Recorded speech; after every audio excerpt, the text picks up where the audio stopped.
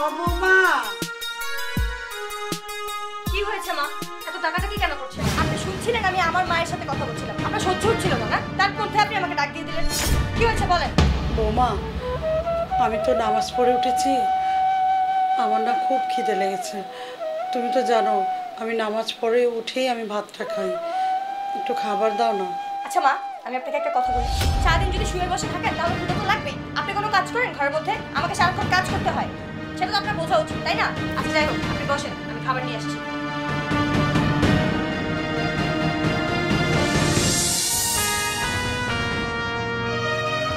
এই নিন খান, খেয়ে আমাকে উদ্ধার করেন। বৌমা এই ভাত আর লবণ দিয়ে আমি কিভাবে খাবো?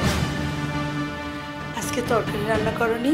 না, ঘরে কোনো তরকারি রান্না হয়নি, কারণ আমার শরীরটা ভালো না। যা দিয়েছি তা খেয়ে নেন, আপনি এত নখরামি করবেন না। আচ্ছা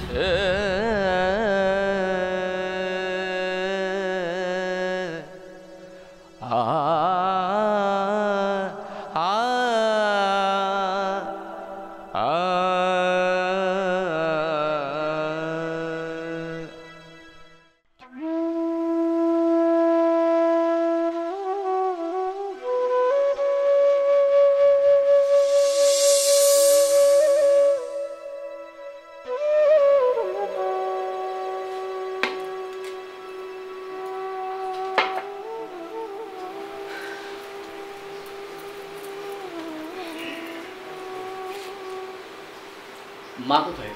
মা খাবার খেয়েছে? হ্যাঁ, মা তো খেয়েছে, খাবার দিয়েছিলাম, খেয়ে অনেক আগে ঘুমিয়ে পড়েছে। ঘুমায় পড়ছে? আসলে দেখলে তো মা কয়েকদিন ধরে অসুস্থ, দেখতেও পারছি না কাজের চাপে। যাই আমি একটু দেখে আসি।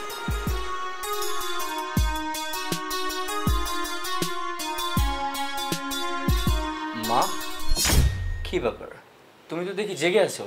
আর বিভা আমাকে বললো যে তুমি ভাত খেয়ে শুয়ে পড়ছো। আর মা তোমার ভাতের এই অবস্থা কেন? তরকারি কোথায়? কে দিয়েছে খাবার তোমাকে? আসলে বাবা আজকে তো বাসায় তরকারি বা সবজি রান্না হয়নি, তাই আমি লবণ দিয়ে ভাত খাচ্ছি। কে বলেছে তরকারি রান্না হয়নি? বৌমা। বিভা বলেছে, তাই তো? দেখাচ্ছি মজা, দাঁড়াও।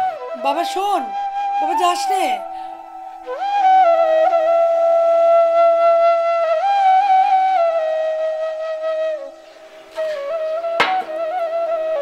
এই আমার সাথে চলো।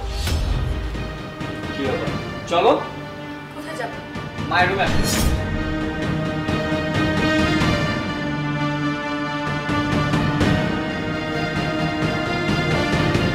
মা তুমি এই খাবার খাও। নাও এটা নাও। কি ব্যাপার বলো? তুমি মাকে কি বলেছিলে যে তরকারি রান্না হয়নি? এই শুকনো ভাত কেন দিয়েছিলে বলো? কি ব্যাপার, তোর কোনো উত্তর নেই? আমার মাকে এই শুকনা খাবার দিয়েছো কেন? আমি ইনকাম করি কার জন্য? আমার মায়ের জন্য এবং তোমার জন্য। যদি আমার মা ভালোভাবে খাবার না খেতে পারে তাহলে ইনকাম করে কি লাভ? এত কষ্ট করে কি লাভ বলো? শুনো বিবাহ, তুমি যদি আমাকে ভালোবাসো তাহলে তোমাকে জানতে হবে আমি কাকে ভালোবাসি। আমি আমার মাকে ভালোবাসি, আর তুমি আমার মাকে ভালোবাসলেই আমি বুঝে যাবো যে তুমি আমাকে ভালোবাসো। সো প্লিজ আমার মার সাথে খারাপ ব্যবহার করো না। আচ্ছা একবার মনে করে দেখো তো, আমার মায়ের জায়গায় যদি তোমার মা থাকতো, পারতে এটা করতে? পারতে না। তোমার মাকে তো ভালো খাবার দিয়ে দিতে। আমার মাকে এই শুকনা খাবারটা কেন দিয়েছো বলো? আসলে রাকিব, আমি তোমাকে অনেক বেশি ভালোবাসি, তাই আমি তোমার জন্য এই খাবারটা রেখে দিয়েছিলাম। আমি নিজেও খাইনি, তাই মাকেও দেইনি। দেখো বিভা, আমি কাকে ভালোবাসি সেটা তোমাকে জানতে হবে। আমি আমার মাকে বেশি ভালোবাসি, তাই তোমাকে আমার মাকে ভালোবাসতে হবে, আমাকে না। আমাকে খাবার না দিয়ে যদি মাকে দিতে না, আমি খুব খুশি হতাম। বুঝতে পেরেছো? আর আমি ইনকাম করি একমাত্র আমার মায়ের জন্য এবং তোমার জন্য। আসলে রাকিব, আমি বুঝতে পারিনি, তাই আমি হয়তো বা মার সাথে এরকম ব্যবহার করে ফেলেছি। তুমি আমাকে ক্ষমা করে দাও প্লিজ। দেখো বিভা, তুমি আমার সাথে ভুল করনি, সো প্লিজ আমার কাছে ক্ষমা চেতে হবে না। তুমি মায়ের সাথে বেয়াদবি করেছো, মায়ের কাছে ক্ষমা চাও। যদি মা ক্ষমা করে দেয় তাহলে আমি ক্ষমা করব। মা, মা আমাকে ক্ষমা করে দিন, আমার ভুল হয়ে গেছে, আমি বুঝতে পারিনি। না না বৌমা, তোমরা তো আমার সন্তান, সন্তানের উপরে কি মা কখনো রাগ করতে পারে বলো? আর তোমাকে আমি সবসময় আমার মেয়ের মতো আদর করেছি, কারণ আমার তো কোনো মেয়ে নাই, তুমিই আমার মেয়ে। আমি আর কখনো এমন করবো না আপনার সাথে। মা ও ছোট মানুষ, ওকে ক্ষমা করে দাও। আমি কথা দিচ্ছি ও আর কখনো তোমার সাথে এরকম ব্যবহার করবে না। আরে বোকা ছেলে, মা কি কখনো রাগ করে থাকতে পারে? ওকে তো আমি অনেক আগেই মাফ করে দিয়েছি। লক্ষ্মী মেয়ে আমার। মা, আজকে আমি আপনাকে নিজ হাতে খাইয়ে দেবো। যাক, বিভা যে নিজের ভুলটা বুঝতে পেরেছে, এতে আমি অনেক খুশি। নিন মা। মা, তুমিও তো না খেয়ে আছো, তুমিও খাও। আমি না, আপনার ক্ষুধা লেগেছে, আপনি আগে খান, তারপর আমি খেয়ে নেব। আচ্ছা, আজকে একটা কাজ করি। আজকে তো আমরা তিনজনই না খেয়ে আছি, তাহলে তিনজন একসাথেই খেতে বসবো। আসো, বসো।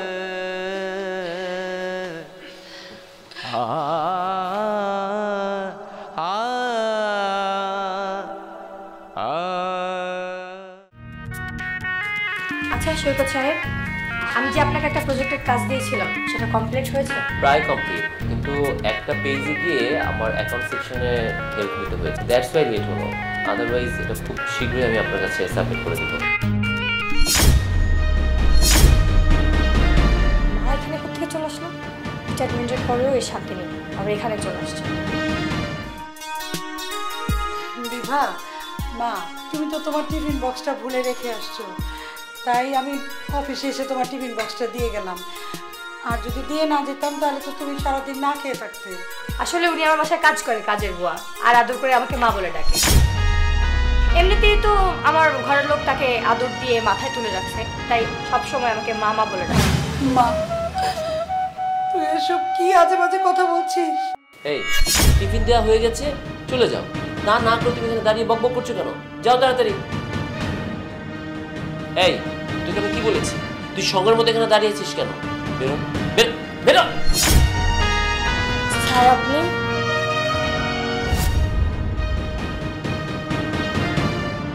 ম্যাডাম আপনি? ম্যাডাম আপনি আমাকে চিনতে পারছেন? আমি আপনার স্টুডেন্ট রাকিব।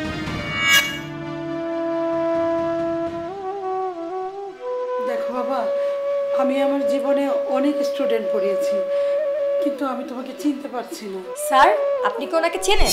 হ্যাঁ, আমি ওনাকে অনেক আগে থেকে চিনি, উনি আমার টিচার ছিলেন। ম্যাডাম আপনি আমাকে চিনতে পেরেছেন? আপনি যদি সেদিন আমার ফিটা না দিতেন তাহলে আমি এই জায়গায় পৌঁছাতে পারতাম। কি?